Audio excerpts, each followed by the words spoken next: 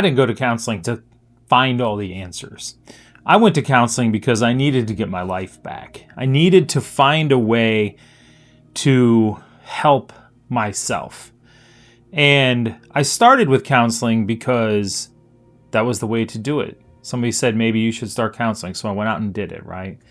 But after a while, I was talking to a person through Zoom and it just wasn't working out. For me, it didn't mean anything. So I just want to give you the 5 ways or 5 things you should look for if you're considering counseling, and hopefully they help you. The first thing is finding the right fit. I had started a new person, and it was a female, and she was younger than I was. And it was a little bit different because she had just graduated college. So everything that she gave me as an answer was scripted or was pulled out of a book. And then once I left and came back the next week, she would go back and find more things that were in the book to kind of give to me. So it didn't feel like it was a real relationship.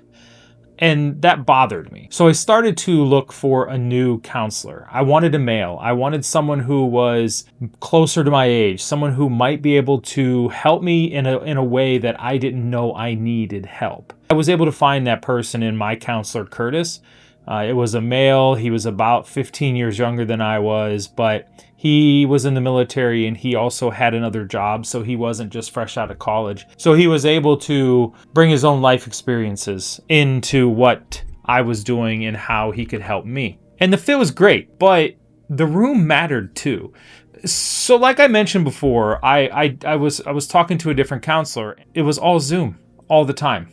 And I started to like that in a way, but then I realized that it was cold. It was transactional. It was, okay, see you next time, and then you close your laptop and then you go about your day, or you're doing things in the background and you're really not paying attention, and they might be doing the same thing too. So Zoom calls just didn't work out for me. So I needed to find a room that I felt like I was the center of attention, especially because I'm paying this person, and I wanted to make sure that for me, they were listening and I was listening, and I was able to do things that they wanted me to do and be in the room and talk to him. And that was huge. So that's where I was.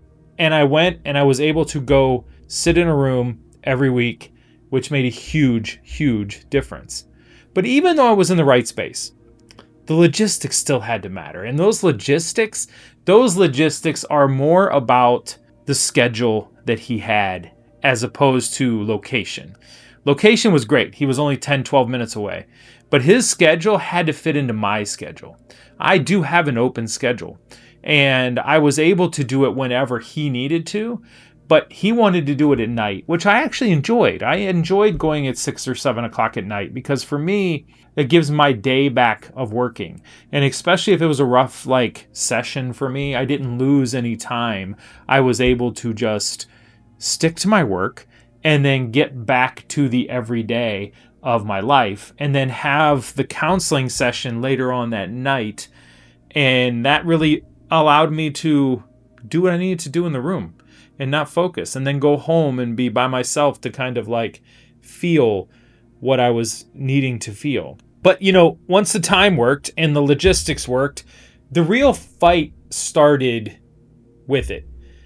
Like I said before, I didn't want someone who was going to read a script, who was fresh out of college, who just would pull up a book and kind of give me a vanilla answer. I wanted someone who was going to push back. I wanted someone who was going to laugh at me if I needed laughed at, or tell me that I'm wrong, or call me out. Instead of saying, oh, well, we all do this, or everybody does this, or, and to me, that's what I really, really needed. I needed somebody to really give me that feedback on, why did you do that again? Or why would you do that? I told him that I was arguing with AI one day, and he said, but why? It's AI. Why are you arguing with a bot?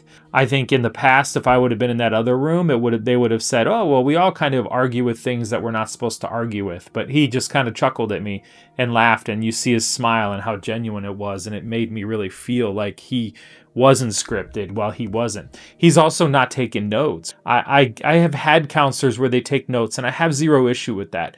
But he's actually going, after I leave, he either records the session or he types the notes out after I leave. My bet is he records what he heard and I just don't know about it, which is fine with me because I know that it's being recorded so that there's a movement in the path of, you started at this point and you went to this point. But, for him to do that was huge because he actually means he's listening to you. He's watching you. He's reading your body language. He's making sure that whatever he does also helps to affect you. But here's the thing that really got me. The connection that made me want to stick with him was not all of these other things. It was homework.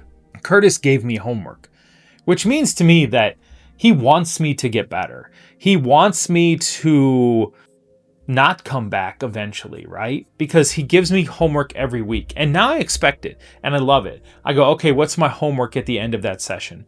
The homework at the end of the session has just been things like, don't do that. Don't argue with this. Write these 5 things down, stuff like that.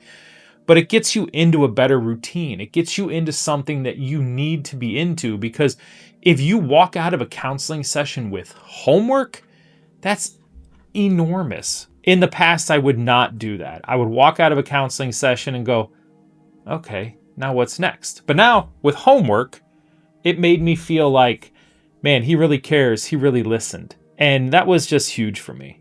So look, if you're in a room where you're not closing out those 5 things with a counselor, maybe it's time to start to look for a new one.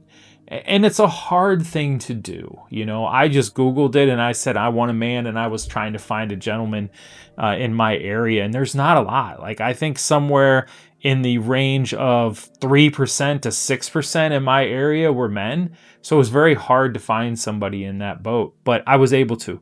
And I'm extremely excited about where I'm at. And I'm extremely happy where I'm at with this path.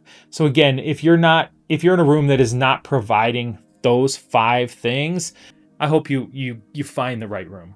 And if you have any questions, feel free to reach out. I can help you with my path. Maybe it'll help you with yours.